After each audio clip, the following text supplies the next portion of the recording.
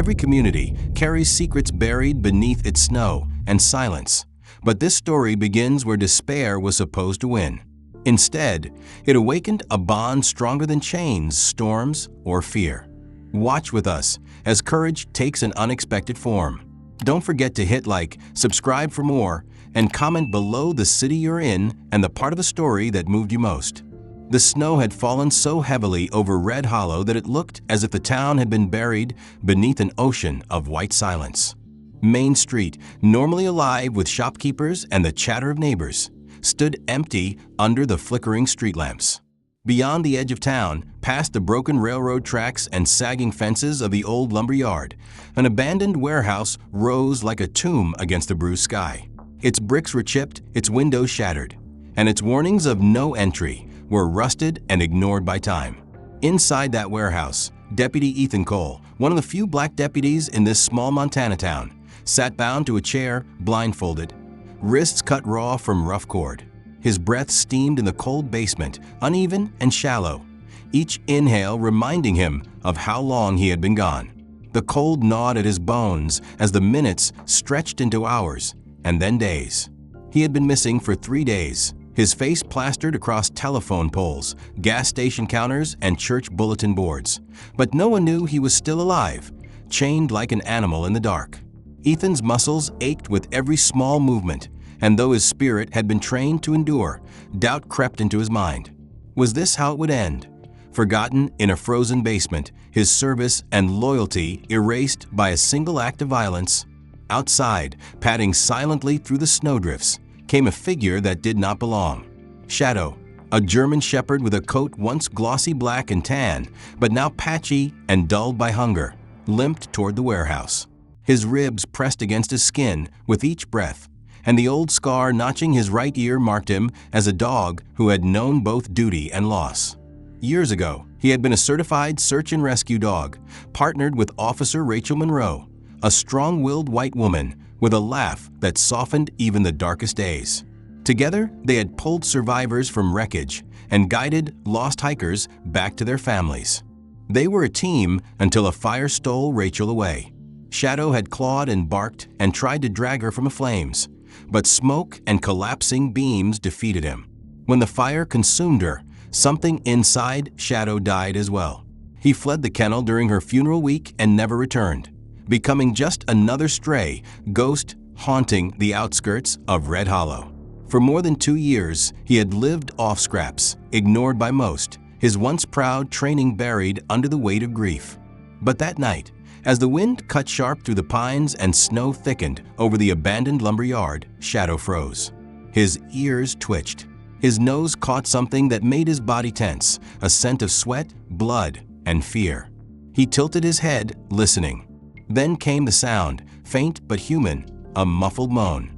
Not the cry of a fox, nor the whimper of a wounded deer, but the broken sound of a man who had been silenced too long.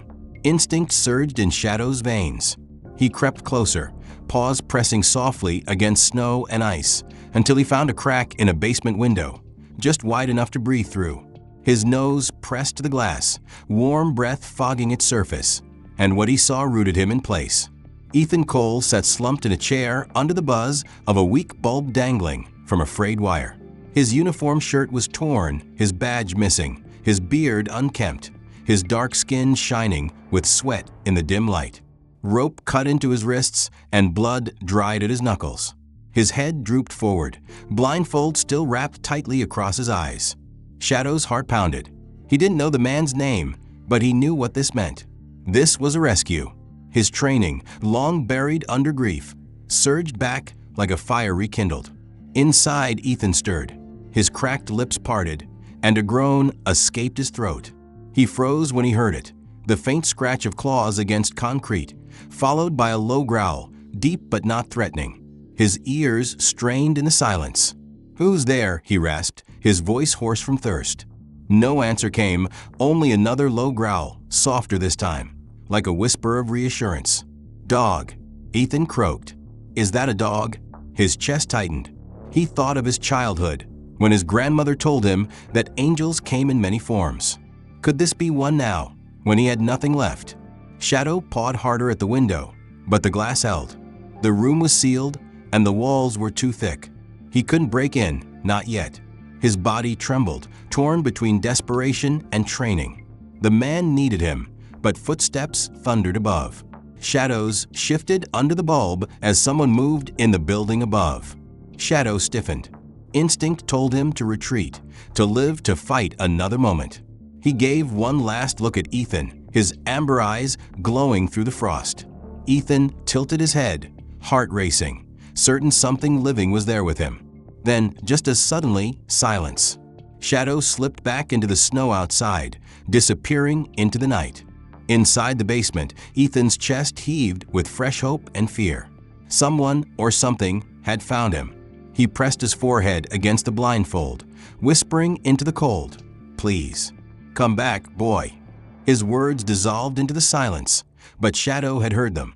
Out beyond the lumber yard, the German shepherd lay curled under a tree, shivering but alive, his mind filled with the image of the man bound to the chair. He remembered Rachel's voice, remembered her command, remembered the feeling of a mission. For the first time since her death, Shadow's body trembled not from grief, but from purpose. He would return.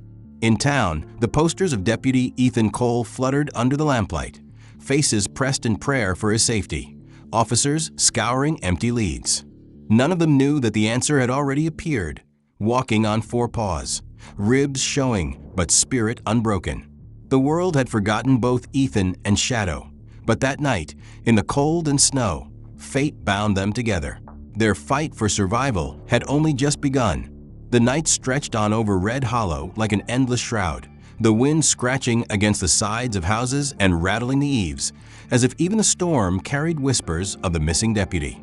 Ethan Cole sat bound in the basement, his head heavy against his chest, ears straining for the sound that had given him hope, the scratch of paws and the soft growl that told him he had not been abandoned completely. That sound had vanished into silence, but it had left behind something Ethan had nearly lost: the will to keep fighting. His wrists throbbed from the cords, but he tested them again, remembering the faint lick against his skin, the feel of life close enough to touch. Somewhere beyond the rotting walls, the dog was still out there. For Shadow, the snow muffled his steps as he crept back into the tree line, heart hammering with the force of memory. He lay down against a mound of ice, his breath rising in quick bursts, as if the cold air itself tried to pull him back into grief. Memories that he had long buried clawed their way to the surface. Rachel Monroe, tall and strong, her voice like gravel, softened by compassion, had been his partner. She had trained him from a pup, her hands steady on his harness, her words sharp but kind.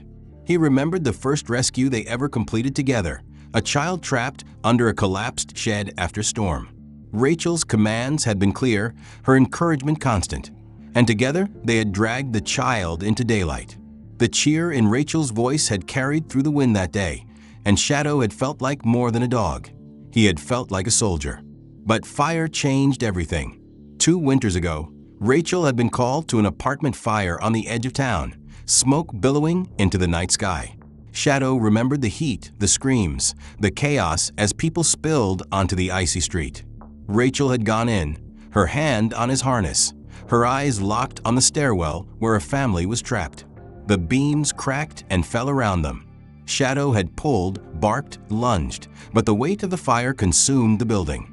Rachel had been lost in a storm of flame and collapsing wood.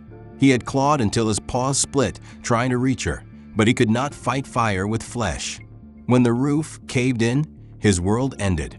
After her death, they had taken him back to the station kennels, rows of chain-link cages where dogs barked into emptiness. Officers came by with food, with leashes, with pity in their eyes. Shadow lay in the corner, refusing everything. On the day of Rachel's funeral, when the voices of grief filled the small church and the town dressed in black, Shadow slipped from his cage. He found a gap in the fencing, his body pushing through snow and wire until his fur snagged and tore. By the time the handlers realized he was gone, he vanished into the woods, leaving behind the life he had once known. The posters called him missing, but the truth was he had chosen exile, a self-imposed punishment for failing the one person he was meant to protect. For 2 years he wandered, surviving on scraps behind dumpsters, stealing warmth near barns, moving like a shadow through the forgotten corners of Red Hollow. Locals whispered about a ghost dog with sad eyes, but no one came close. He never wanted them to. His world was silence, his heart chained to memory. But now, in the falling snow outside the warehouse, something stirred. The smell of Ethan's blood, the sound of his voice calling out, the plea whispered through the crack in the window. It awoke the part of Shadow that had been buried with Rachel. This was not just survival anymore. This was a mission. Inside the basement, Ethan's captor returned. Heavy boots echoed against the floorboards above. A cough carried through the cracks, a muttered curse. Ethan stiffened, listening. He could smell the faint tang of cigarettes and oil, the stink of sweat that clung to the man who came down each day with a tray of food barely enough to keep him alive. This time, though, Ethan's mind was not empty. He pictured the dog's eyes through the blindfold, amber ringed with sadness but burning with purpose. He knew he could hold on because someone or something was trying to find him. Meanwhile, in town, life carried on with unease. Posters of Ethan's face curled against lampposts, the ink running from melted snow. Families gathered at kitchen tables, whispering his name in prayer, while in the police station, Sheriff Walter Briggs studied maps of the northern outskirts. Leads had dried up, tips had gone nowhere, and the men under his command were losing confidence. Walter's lined face showed no cracks, but inside, he feared the worst. What he did not know was that a stray German shepherd, the same one his department once trained, was about to bring him the only lead that mattered. Shadow rose from the snowbank and shook the ice from his coat. His paws were cracked and bleeding, but he moved anyway, retracing the scent trail from the warehouse toward the heart of town. His mind flashed with Rachel's voice, the words she had repeated in every training session. "Find them, soldier. Don't stop until you do." His body hurt, his lungs burned, but the command still echoed in his bones. As dawn broke weakly over Red Hollow, Shadow limped past the edges of Main Street, his eyes fixed, his jaws clenched around something he had dragged from the ground near the basement wall, a torn police boot, soaked in blood. The sun rose weakly over Red Hollow, filtered through a sky heavy with snow clouds that refused to break. The town seemed caught between breath, waiting for a miracle, waiting for news about the deputy whose face stared out from every post and corner store. But the miracle did not arrive from the hands of men. It came instead from the jaws of a broken dog. Shadow had left the warehouse in silence, his paws cracked and bloody from clawing at the frozen earth. But his nose had caught a stronger scent just outside the foundation, the smell of leather, blood, and man. His teeth closed around it, dragging it through the snow, the weight awkward against his tired jaw. Still, he carried it, step after painful step, across the tree line, over frozen fields, through alleys lined with plowed drifts. His limp slowed him, but determination drove him on. He had once carried rope to survivors, once pulled wreckage from collapsed buildings, once guided lost hikers back to life. Now he carried proof not for himself, but for the man chained in the dark who had whispered, "Come back, boy." Shadow did not stop until the small blue-painted building of Rhodes Veterinary Clinic came into view. Inside, Dr. Emily Rhodes had just poured herself a second cup of coffee, the fluorescent light above her desk flickering with a buzz that made her temples ache. At 29, Emily had returned to Red Hollow after her father's death to take over his modest practice. She was known for her auburn curls tied back in loose buns, her freckles that made her look younger than she was, and her stubborn insistence on feeding strays in the alley behind her clinic. People called her soft-hearted, but Emily carried scars of her own, years spent treating discarded animals, years of loss wrapped beneath her gentle voice. That morning she carried a dish of kibble and a thermos cap of water into the alley, expecting the usual cats and skittish mutts. Instead, she froze as a German shepherd, ribs sharp under matted fur, limped toward her, eyes wary but unyielding. "You look like hell," she whispered softly, crouching low to offer space. Shadow did not eat. He stepped forward, jaws lowering, and dropped something heavy at her feet. Emily blinked, her hands trembling as she reached down. What lay in the snow was not a bone, not trash scavenged from a dumpster, but a mud-crusted boot, torn and stiff with frozen blood. Her eyes widened as she turned it over, brushing away dirt until the emblem shone faintly. A silver star with a pine tree crest, the unmistakable mark of the Red Hollow Police Department. She pressed her thumb into the lining, finding the faded writing inside. Cole, E. Her chest tightened, her stomach sinking with the realization. This wasn't just a boot. This was Deputy Ethan Cole's boot, carried here by a dog she had never seen up close before. Her throat felt tight as she whispered, "No, oh God." Shadow's amber eyes locked on hers as if demanding she understand.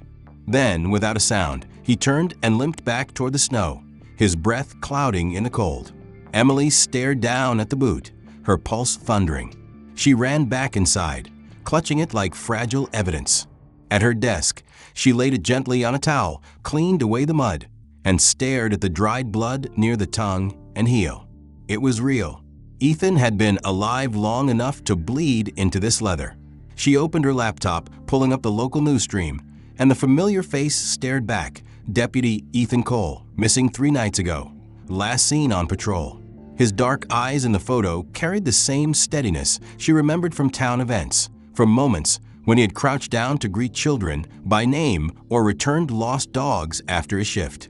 Emily remembered one moment vividly. Ethan handing a granola bar to a runaway stray behind her clinic years ago, a German shepherd no less, who might have been this very dog. The realization hit her like a blow. This wasn't random. The dog had brought her this for a reason. The bell above the clinic door chimed, jerking her from thought. She had already dialed the number, her breath short, fingers trembling. "Red Hollow PD, this is dispatch," came the voice. "This is Emily Rhodes," she said quickly. "I think I have something. I found a police boot. One of yours. I think it might belong to Deputy Cole." Silence crackled on the line. "You sure it's not from one of the patrol guys?" the dispatcher asked. Emily swallowed. "It's his size. His name is written inside. There's blood on it. And a dog brought it to me. A German shepherd." Another pause, heavier this time. Then, "Stay where you are. We're sending someone." 20 minutes later, the door opened and Sheriff Walter Briggs stepped inside, shaking snow from his heavy coat. At 63, Walter carried the lines of decades in service, his beard streaked with white, his eyes tired but sharp. He was a man who believed in long pauses before decisions, a man who measured words like currency. Emily handed him the boot with unsteady fingers. "You said a dog brought this?" she asked. He turned it over in the evidence bag, reading the lining. Cole's size. His name's right here. His voice was low but steady. "Where exactly did the dog go?" Emily gestured toward the alley, north toward the tree line and the old lumber yard. Walter's jaw tightened. "That place hasn't seen a soul in over a decade. Locals call it dead ground." He looked back at the boot, then at Emily. "I think that dog wants us to follow him." Later that afternoon, the sheriff convened his officers in the back office of the station. Officer Dean Stokes, stocky and perpetually scowling, jabbed at a map of the North Quadrant. 3 buildings, all partially collapsed. Last patrol out there was 2 years ago. Across from him, Sergeant Claire Durham, lean and precise with close-cropped hair, studied forensics photos. "If someone's holding Cole in town, that's the only place that doesn't show up on cameras or heat maps," she said. Walter raised the evidence bag. "This was delivered by a stray dog this morning, covered in blood. Belongs to Cole. Dog headed west from Emily Rhodes' clinic, same direction as the lumber yard." Stokes frowned. "We're relying on a stray dog now." Walter met his eyes evenly. "It's more than we had yesterday." Claire nodded. "Then we follow it. Quiet. At dawn, before the next storm." The atmosphere inside the Red Hollow police station was heavy with fatigue and doubt, the kind of doubt that spread quietly from one officer to another like smoke curling under a door. Files lay scattered across desks, maps marked with circles and arrows that led to nowhere, coffee cups cold and untouched. They had chased tips that fizzled out, interviewed people who remembered nothing useful, and searched places that turned up empty. For 3 days, Deputy Ethan Cole had been missing. and the silence of his absence pressed down on every corner of the small mountain town. Now in the cramped meeting room, with a faint hum from the overhead light, Sheriff Walter Briggs stood at the head of the table, the bloodstained boot in its clear evidence bag clenched in his hand. His lined face showed no sign of exhaustion, only the hard resolve of a man who had seen decades of storms and refused to bow to them. Dean Stokes leaned back in his chair, arms crossed, his scowl etched deeper than usual. "With all due respect, Sheriff," he said, his voice thick with skepticism, "we're chasing shadows. A stray dog drops a boot, and suddenly that's our lead? You want us to bet a man's life on a mutt?" A low murmur rippled across the table, officers shifting uncomfortably, some nodding in agreement. Walter didn't flinch. He slammed the evidence bag down on the table, the sound cracking through the room like a gunshot. "That mutt brought us more than we've had in 3 days," he said, his voice even but sharp. "Cole's name is written inside, his blood is on it, and that dog carried it through half this town to deliver it. You can scoff all you want, but right now that dog is the only one out there doing his job." Silence followed, broken only by the scratching of Sergeant Claire Durham's pen as she underlined something on the map. She looked up, her precise eyes steady. "The old lumber yard," she said, pointing at a shaded section. "If someone's hiding him, it makes sense. No heat signatures, no cameras, abandoned for years. And the dog was last seen heading in that direction. We follow at dawn, before the storm hits again." Walter gave a single nod. "Quiet operation. No news leaks. We do this right or not at all." Outside, snow drifted across the streets, muffling the world into a hush. At the veterinary clinic, Emily Rhodes stood alone behind the building, her breath visible in the freezing air. She carried a bowl of warm stew and a wool glove, setting them down on the cement slab where she always left food for strays. The wind cut sharp against her face, reddening her cheeks, but her eyes searched the darkness with quiet intensity.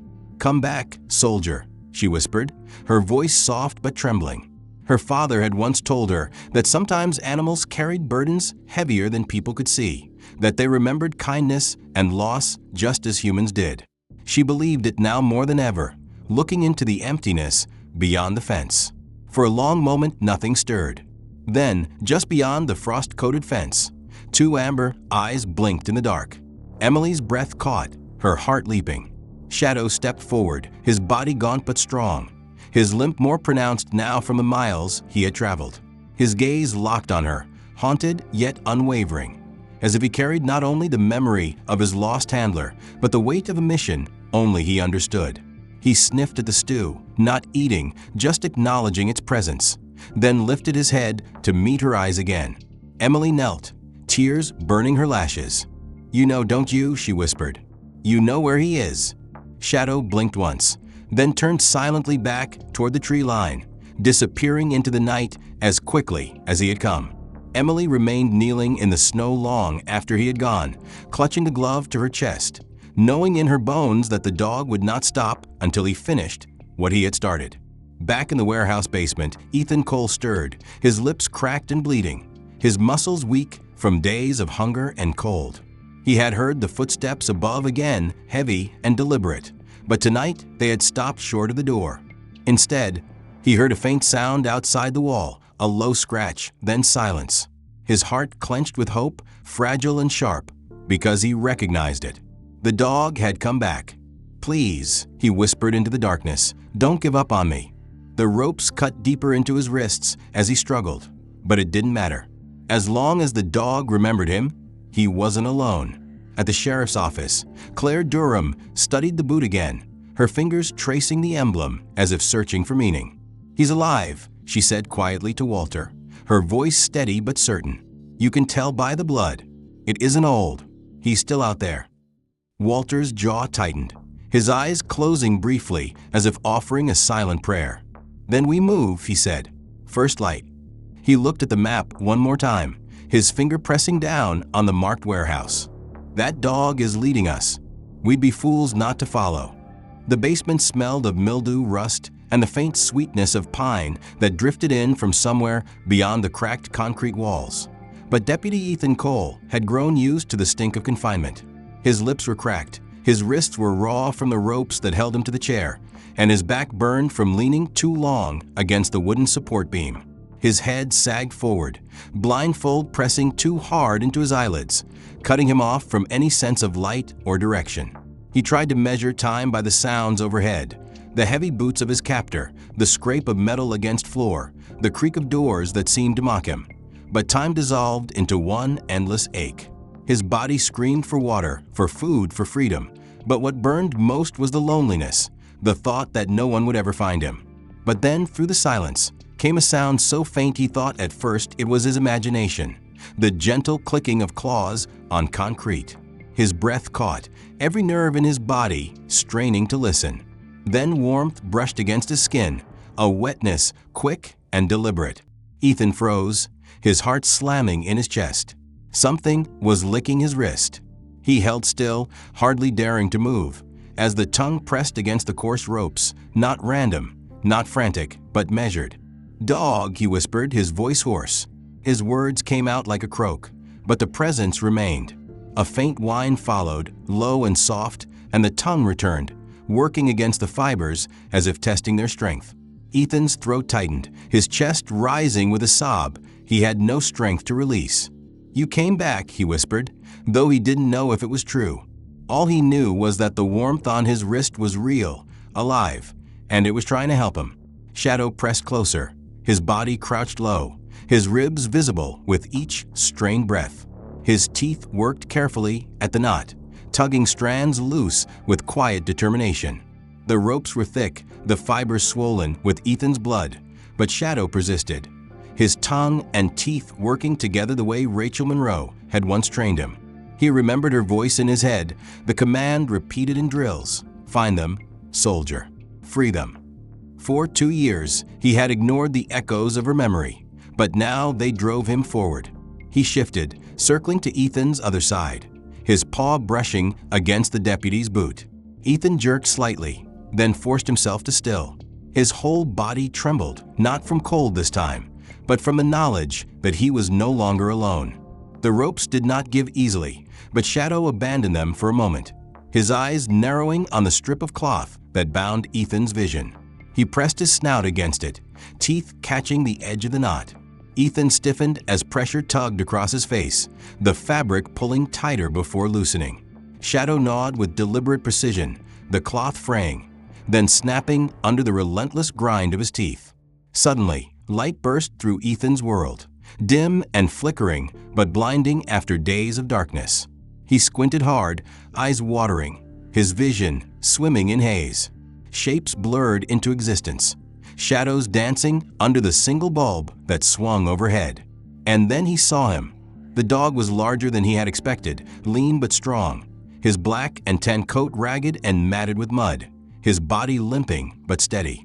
One ear bore a jagged notch, his amber eyes ringed with age and sadness, yet alive with something Ethan could only describe as discipline. Those eyes locked onto his, steady and sharp, and Ethan's throat closed around the surge of emotion that rose inside him. He had not cried since childhood, not even when his mother's coffin was lowered into the ground, but now tears stung his swollen eyes. "You," he whispered, "you're real." Shadow lowered his head, sniffing at the ropes around Ethan's ankles, then sat with rigid stillness, as if guarding him, daring anything else in the darkness to come closer. Ethan wanted to reach out, to touch the fur that looked like it carried stories of winters survived and battles lost, but his hands remained bound. Still, the dog's presence was enough. Hope, fragile but burning, flared inside his chest. For the first time in days, he did not feel like prey. Above them, the creak of a door echoed, boots thumping faintly across the floorboards.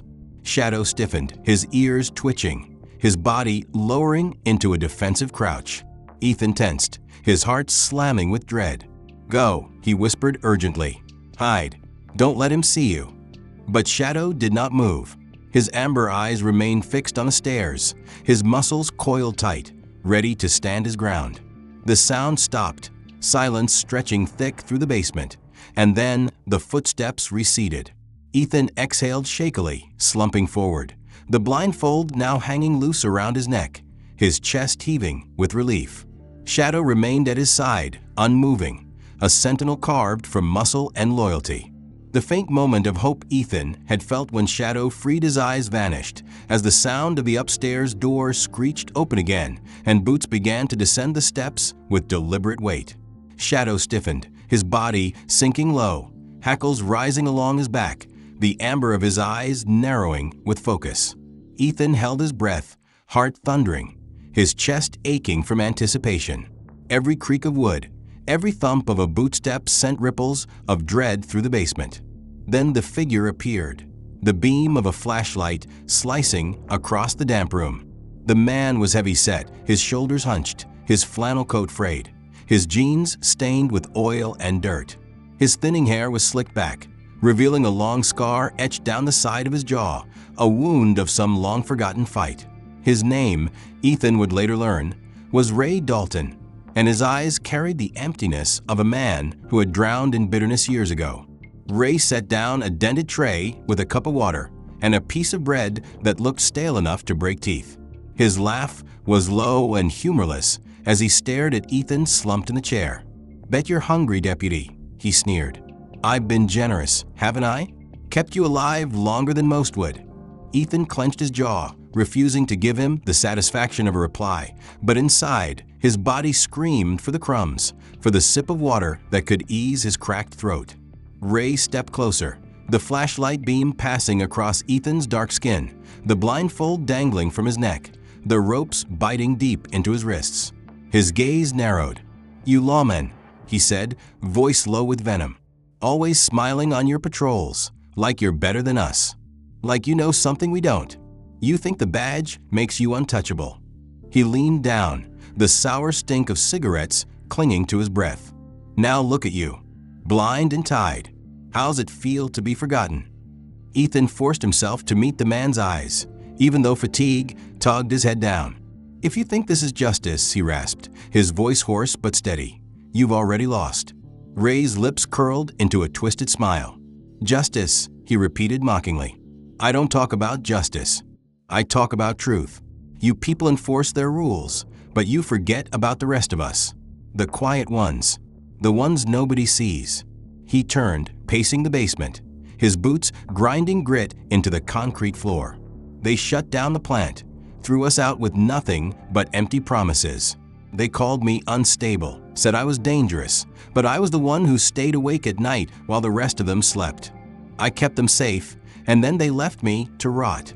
But I don't forget." Shadow crouched in the corner behind a rusted shelving unit, his body trembling, not from fear, but from the effort of restraint. His nose twitched at the stench of the man, his eyes fixed on the glint of metal that hung from the captor's belt. A box cutter in a leather pouch swayed with each of Ray's movements. The dog's muscles coiled tight, instincts roaring inside him. He had seen men like this before, unbalanced, erratic, and dangerous. Rachel Monroe's voice echoed faintly in his mind, commands from training days when she had taught him to hold, to wait, to strike only when the moment was right. Ray circled behind Ethan, his voice dropping to a bitter whisper. "You don't even know why you're here, do you? You think you were taken by chance. But no, you were chosen. Because men like you represent everything that's broken. You walk around with your badge, your polished shoes, your polite smiles. But you don't see people like me. Not until we make you see." Ethan's wrists ached as he twisted slightly in the ropes, testing them, ignoring the burn against his raw skin. "If you want to make me see," he said, forcing the words through parched lips, "then untie me. Let me look you in the eye as you speak." Ray laughed, the sound sharp and cruel. "Clever," he said, tapping the box cutter on his belt, the metallic click loud in the small room. "But I'm not that stupid. You stay tied, deputy. You stay mine." He circled back to the tray, lifting the cup of water and holding it just out of reach. "Thirsty, aren't you? That's the thing about need. It humbles even the proud."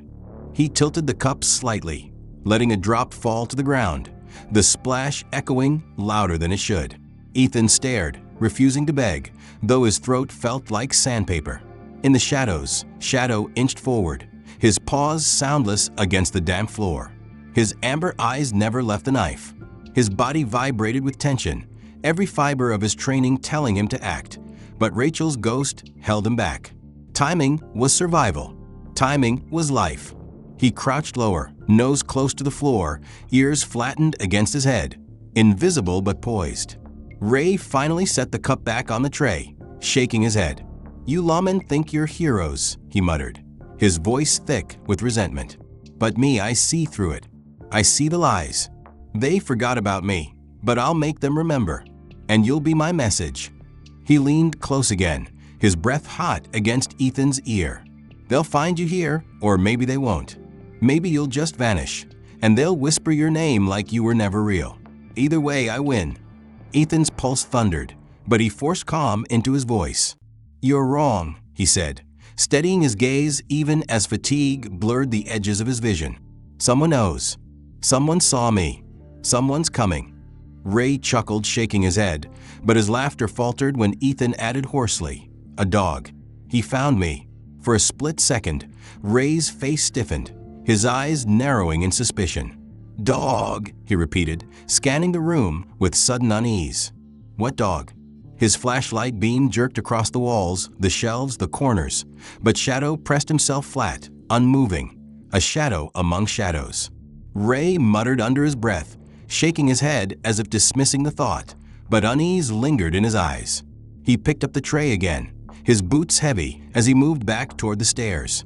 "No dog's gonna save you," he growled. "You'll see. You'll all see."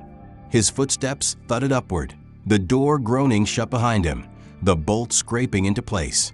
Silence swallowed the basement once more. The storm gathered over Red Hollow with a fury that felt almost deliberate, as though nature itself wanted to bury the truth under snow and silence. Sheriff Walter Briggs stood with his team at the edge of a lumber yard, snow stinging their faces, their breath steaming in the frozen night. They had followed Shadow's tracks, paw prints pressed deep into the snow, weaving toward the warehouse compound that loomed like a black scar against the white landscape. Walter tightened the collar of his coat, eyes scanning the map one final time under the beam of a flashlight. "He's in there," he muttered, more to himself than anyone else. Sergeant Claire Durham nodded, her rifle slung across her chest, her jaw tight with the grim focus of someone who knew hesitation could cost lives. Deputy Aaron Leach signaled the men into positions, their shapes vanishing into drifts as the storm roared louder. The order was simple: wait for the mark, no sirens, no noise, just precision. Inside the basement of the warehouse, Ethan Cole sat slumped, his wrists screaming from the ropes, his chest heaving with shallow breaths. Shadow crouched at his side, ears twitching at the vibrations above. The dog's nose quivered, catching the scent of cigarette smoke and sweat before the door even opened. Ethan's head jerked up, heart racing as the latch scraped and the hinges moaned. Lights slashed across the room as Ray Dalton entered, the box cutter dangling from his fingers, the twisted smirk on his face illuminated by the swinging bulb. "Time's up, deputy," he sneered, voice low and gravelly. "They forgot about you, but I'll make them remember. Tonight, justice comes for the invisible." He stepped closer, dragging the blade along the rope binding Ethan's chest, not cutting yet, just teasing the thread of it. Ethan forced himself to stay calm, though terror clawed at his throat. "If you kill me, they will know," he rasped. "They will come for you." Ray chuckled darkly, shaking his head. "You don't get it. They already forgot you. They forget all of us. But me? I don't forget. I carved truth into the world with my own hands." He lifted the blade, pressing it lightly against Ethan's neck, the cold steel kissing his skin. Ethan swallowed hard, keeping his eyes steady, not giving the man the satisfaction of fear. But his mind screamed for Shadow to act, for something to break the darkness closing in. Shadow's body lowered, muscles coiled tight, eyes fixed on the hand that held the blade. He growled low, a sound that rumbled like distant thunder. Ray froze, eyes flicking toward the sound. "You again," he spat, fury tightening his face. "I should have known the mutt was real." He swung the flashlight toward the corner, but the beam caught only a blur as Shadow launched forward with explosive force. The German Shepherd struck Ray full in the chest, the blade clattering to the ground as they crashed against the concrete. Ray gasped, air punched from his lungs, his arms flailing as Shadow's teeth snapped inches from his throat. The dog's weight pinned him, growls vibrating through the room, a primal sound of warning and fury. Ethan gasped with relief, twisting against the ropes, his eyes wide as he watched the dog fight with the ferocity of a soldier. Above them, Sheriff Walter's team moved in, the storm muffling their approach until the signal flared in the night. Floodlights pierced through broken windows, beams of white light cutting across the darkness. The front door of the warehouse splintered as Claire and Aaron burst through, weapons raised, voices booming. Police. Hands where we can see them. The shouts echoed like thunder through the hollow building, bouncing off concrete walls. Ray struggled beneath Shadow, his face twisted with rage and panic. "No," he screamed, spittle flying. "He's mine. He's supposed to be mine." But Shadow pressed harder, his growls slicing through the noise, his teeth snapping close enough to draw a thin line of blood along Ray's cheek. Ethan's chest heaved with a sob of pure relief as officers swarmed the room. Claire's voice cut sharp through the chaos. "Freeze. Step back." Walter strode in behind her, his weapon trained, his eyes narrowing as he took in the sight. The deputy bound, the captor pinned by a dog that looked like it had risen from a grave. "Good boy," Walter whispered under his breath, though the storm's roar swallowed his words.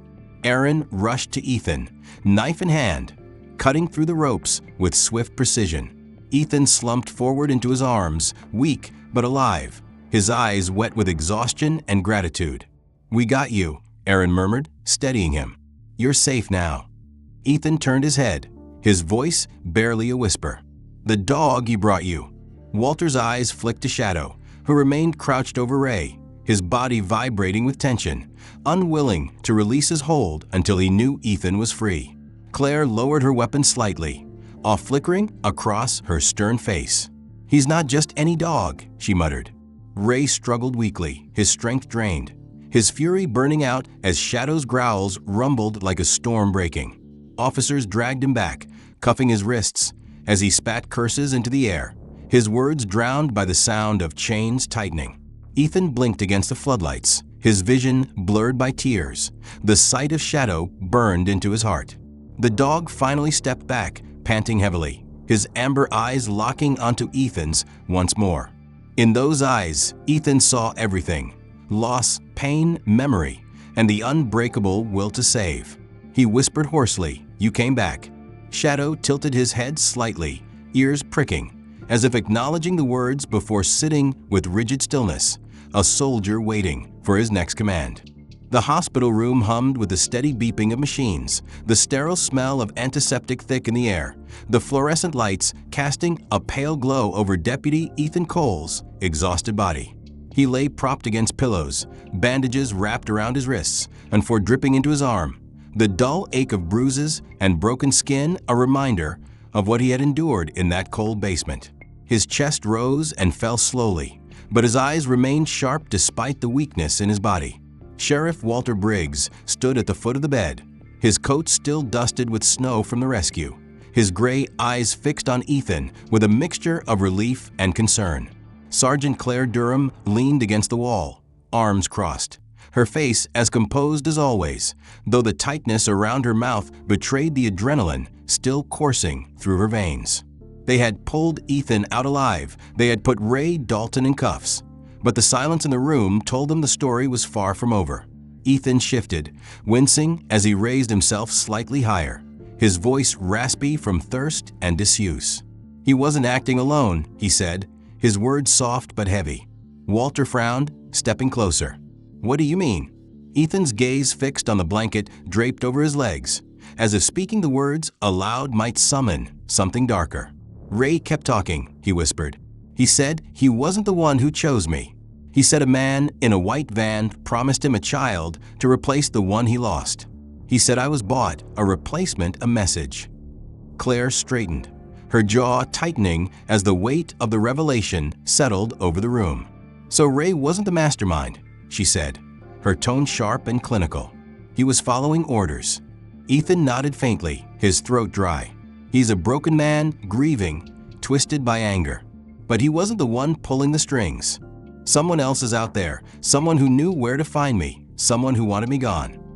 Walter rubbed his temple, the lines in his face deepening. He had suspected from the moment they found Ray that something about the abduction was off. Ray was dangerous, unstable, but sloppy. His anger was personal, not strategic. The mention of a white van tied the case to something bigger, something organized. He exchanged a glance with Claire, the unspoken agreement clear. This wasn't over. Outside the hospital window, snow still fell softly, blanketing Red Hollow in deceptive calm, but inside, a storm was building again. That evening, while Ethan slept under the dim glow of the monitors, Walter and Claire reviewed files in the station office, the boot resting in its evidence bag on the desk between them, a haunting reminder of how the case began. Claire flipped through records of missing persons, unsolved abductions, unexplained sightings of a white van near Cold Pines and neighboring towns. "It's a pattern," she said firmly, tapping at the dates. "He's not the first. He won't be the last." Walter grunted, his tired eyes narrowing. And Ray was just a tool. He leaned back, exhaling slowly. "We'll need to loop in the FBI." Claire nodded, already drafting the report. But while Law and Order planned its next steps, Shadow had already vanished into the night. The storm had cleared, leaving the air brittle with frost, the moonlight casting silver on the snow-covered fields. Officers who had remained behind to sweep the lumber yard reported seeing him last, limping into the tree line, his body weary, his fur matted, his breath steaming in the frigid air. They had called out softly, tried to coax him with food, but Shadow did not stop. His paws pressed into the snow, leaving a fading trail that disappeared into the darkness of the forest. By the time anyone tried to follow, he was gone. Back in the hospital, Ethan stirred in his bed, waking to the news that the dog who had saved him had slipped away. His heart clenched in a way the wounds on his body could not explain. He pressed a hand against his bandaged wrist, whispering to himself, "He came back for me, and now he's gone." The emptiness spread through his chest, sharper than the ache of hunger, deeper than the sting of broken skin. He had seen loyalty in those amber eyes, had felt strength in the touch of that muzzle against his hands, and now that loyalty had vanished into the trees, carrying with it the weight of unfinished purpose. Emily Rhodes, too, felt the loss when she returned to the clinic and found the bowl of stew untouched, the glove stiff with frost where she had left it behind the building.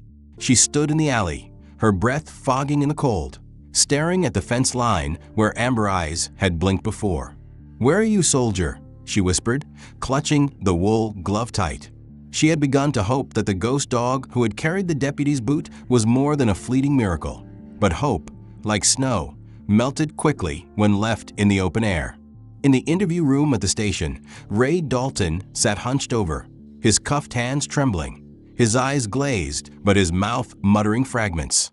"He said he could fix it," Ray whispered over and over. "He said he could give me another Jessica. The ones nobody misses. Strays."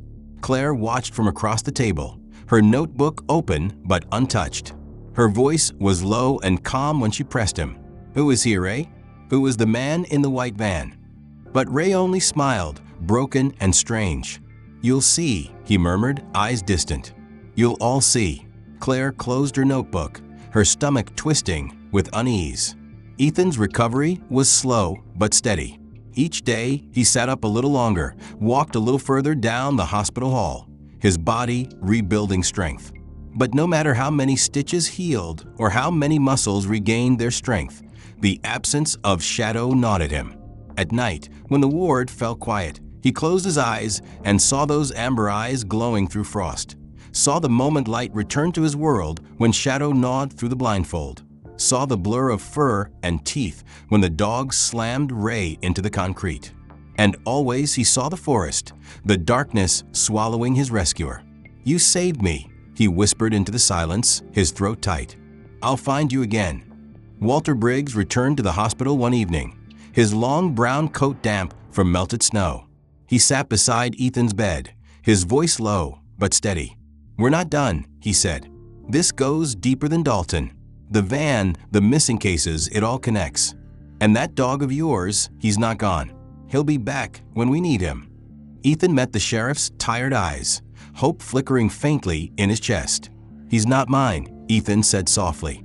"He doesn't belong to anyone. But he chose me, and I can't let that go." Walter nodded, the corners of his mouth turning down, as if he too felt the ache of loss. That night, as the lights of Red Hollow dimmed and the town curled under its blanket of snow, Shadow moved silently through the trees, his breath clouding in the freezing air, his paws leaving tracks that would soon vanish under the next storm. He was tired, scarred, but alive, and though he had vanished from human sight, his mission was not over. Somewhere behind him, the man he had saved lay in a hospital bed, alive because of him. Somewhere ahead, the darkness waited, carrying whispers of the white van, of children taken, of lives forgotten. Shadow lifted his head, sniffing the air, amber eyes gleaming with sorrow and purpose. He had walked away from a world once, but this time he carried something he could not abandon, a man's hope, a bond forged in darkness. He would not let it break. The cold dawn over Red Hollow brought no comfort, only a sharp edge of urgency as the investigation widened beyond the snowbound town. Sheriff Walter Briggs stood in the operations room, a map of the Tri-County region pinned across the wall, photographs of missing persons taped to its edges like ghosts demanding answers. At his side, Special Agent Michael Hanley of the FBI's Missing Persons Unit, a man of clipped words and unyielding presence, traced circles across the map with the butt of his pen. "Dalton wasn't lying about the van," Hanley said, his voice carrying the weight of too many cases. "We've matched sightings from 3 states, always late at night, always near isolated towns, always near children or vulnerable adults who were reported missing within days. He wasn't the architect. He was a tool." Claire Durham leaned forward over the table, her tactical jacket still dusted with frost, her eyes sharp as a blade. "So who's pulling strings?" she asked, her tone more demand than question. Hanley's steel blue gaze met hers. "That's what we're going to find out. But one thing is clear, your deputy's abduction wasn't random. He was chosen, which means others have been too." Walter grunted, the deep lines of his face hardening. "Then we're already behind." At that same hour, Ethan Cole forced himself from the hospital bed against the protests of the nurse who tried to stop him. The bandages across his wrists itched, his ribs still throbbed with every step, but his mind was too restless, too consumed with the shadow of the van and the absence of the dog who had saved him. He pulled on a fleece-lined jacket someone from the station had left for him and limped down the corridor where Sheriff Briggs found him minutes later. "You should be resting," Walter said, his voice carrying equal parts reproach and sympathy. Ethan shook his head, his dark eyes burning with resolve. "I can't rest. Ray said I was bought. He said the van man gave him orders. If they're still out there, I need to help find them. I owe it to the people they've already taken. And I owe it to the dog who found me." Walter studied him, seeing the stubborn fire of a man who had been broken but not beaten. "You're not cleared for duty," the sheriff said quietly. Ethan's answer came without hesitation. "Then I'll do it anyway." That afternoon, under the gray weight of clouds threatening another storm, the task force assembled at the edge of the old Cold Pine Scout Camp, a place long abandoned, its cabins sagging under snow, its flagpole rusted, its sign half buried in weeds. The FBI drone team had picked up faint heat signatures there the night before, fleeting but distinct, and tire tracks in the frozen mud hinted at recent movement.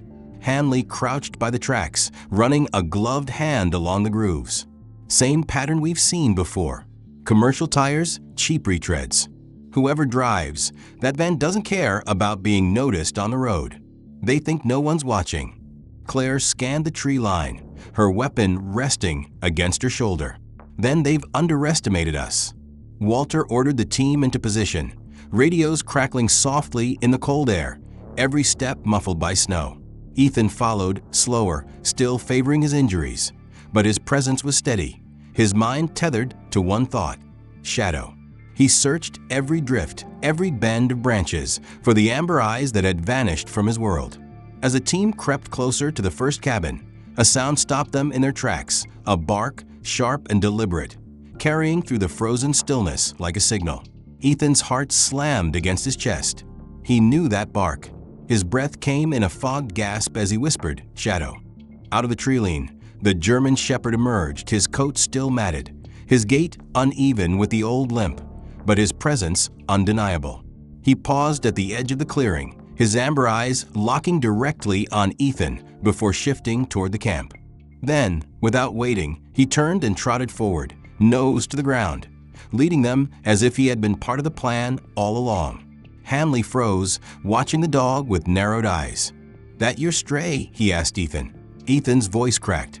"Not a stray. A soldier." Walter's lips curved into the faintest of grim smiles. "Then let's follow our scout." Shadow guided them past the first collapsed cabin, pausing only to sniff the air before veering sharply toward a structure half hidden under trees at the camp's southern edge. His growl rumbled low, his body rigid, tail stiff. Hanley raised a fist, signaling the team to halt. "We've got something," he said into the radio. "Thermal scope confirms. 2 warm bodies inside, maybe more." The team moved into positions, weapons raised, hearts pounding in unison. Ethan crouched beside Shadow, placing a trembling hand against his fur. "You found them," he whispered. Shadow's eyes flicked toward him, then back to the cabin, the unspoken command clear. The breach came swift. FBI agents surged through the door, flashbangs cracking like thunder, shouts filling the night. Inside, 2 men scrambled, one tall and wiry, the other broad and armed, both masked, their movements clumsy under the assault of light and sound. They were wrestled to the ground in seconds, cuffed and disarmed, their curses muffled against the floor. Hanley yanked open the rear of the cabin, and there it was, the white van parked beneath a rotted roof, its paint chipped, its plates fake.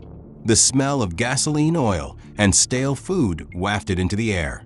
And in the back, under a pile of filthy blankets, 2 small children huddled, their faces pale with terror, their wrists zip-tied.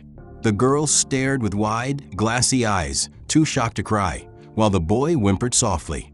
Before anyone could move, Shadow leapt into the van, climbing between them, his body pressing close, his warm breath brushing their faces. He licked the boy's cheek, a gentle reassurance that shattered the silence. The girl gasped, her small hands reaching to clutch at his fur, her sob breaking through the tension of the room. "He's safe," Ethan murmured from the doorway, his throat tightening as tears burned his eyes. "You're safe now." Hanley barked orders, agents cutting the ties, lifting the children out with careful arms, their small bodies trembling but alive. Outside, Walter exhaled a breath he hadn't realized he was holding. "Good boy," he whispered, watching the shepherd leap down from the van, amber eyes scanning the perimeter as though expecting more danger. The days after the raid blurred together into long hours of debriefings, FBI interrogations, and silent grief for the lives already lost in the network's reach. The cabin at Cold Pines was processed for evidence, the white van towed under heavy guard, its interior combed for DNA, fibers, and fingerprints that would unravel a chain of cruelty stretching across state lines. Hanley confirmed the worst, that the 2 masked suspects were low-level couriers, men who ferried victims from town to town under the orders of faceless handlers who used burner phones and fake IDs. Ray Dalton, broken by grief and manipulated with promises of a child who would never come, had been little more than a tool thrown away when he had served his purpose. The shadow they were chasing was bigger than anyone had wanted to admit. But amidst the weight of federal files and grim discoveries, Red Hollow held fast to the one light that had emerged from a storm. Ethan was discharged from the hospital with a limp in his stride, scars etched into his skin, but his eyes carried a clarity he had not known before. He walked slowly through the station halls where officers nodded with quiet respect, though the whispers of his ordeal still lingered in every corner. At his side, often closer than his own Shadow, patted the dog who had refused to let him die.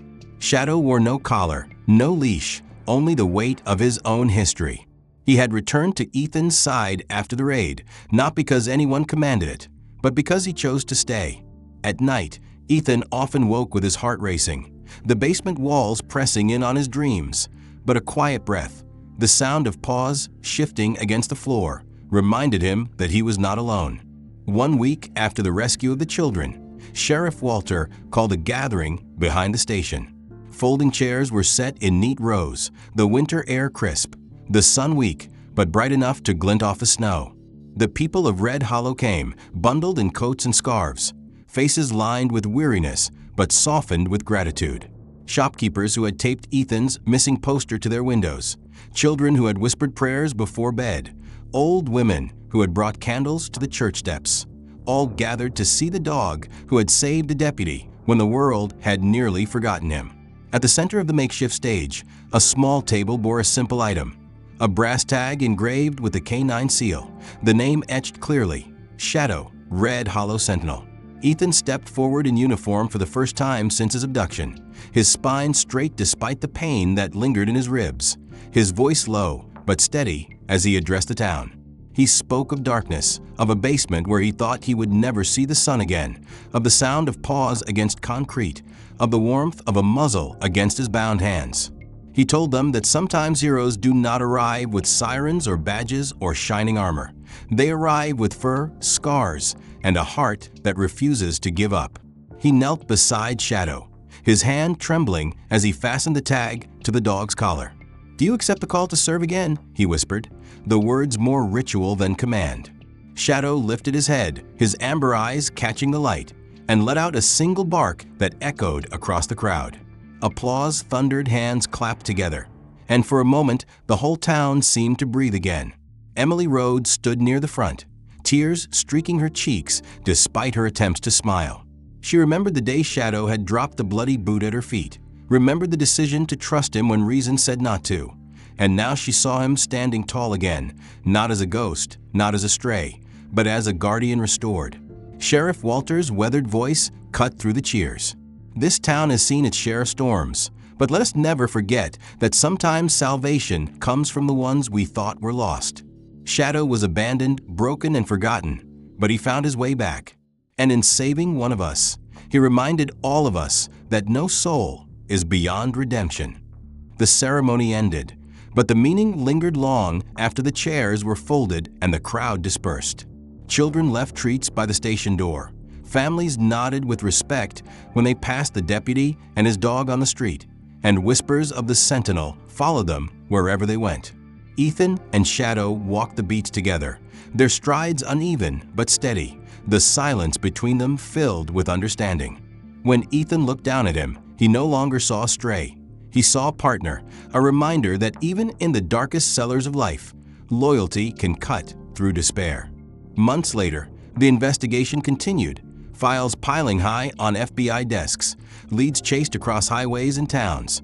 But in Red Hollow, hope took root again.